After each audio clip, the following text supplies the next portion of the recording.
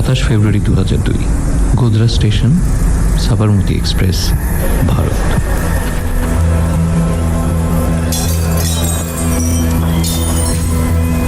এই দিনটিও অন্য দিনের মতো স্বাভাবিক হতে পারত। রেলগাড়ি থেকে যাত্রীরা তাদের গন্তব্যে পৌঁছতে পারত, ফিরে যেতে পারত তাদের আপনজনের কাছে। হতে পারত, কিন্তু হয়নি কিছুই। এই দিনটি অন্য সকল দিনের মতো স্বাভাবিক ছিল না। অযোধ্যা থেকে আহমেদাবাদগামী সাবরমতী এক্সপ্রেসে আগুন দেয় দুর্বৃত্তরা। দুর্বৃত্তদের দেয়া আগুনে মৃত্যুবরণ করে 58টি তাজা প্রাণ।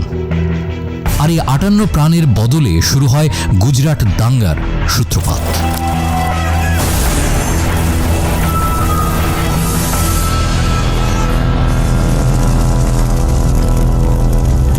2002 সালের 28 ফেব্রুয়ারি থেকে মার্চের 2 তারিখ পর্যন্ত গুজরাটের 24টি জেলার মধ্যে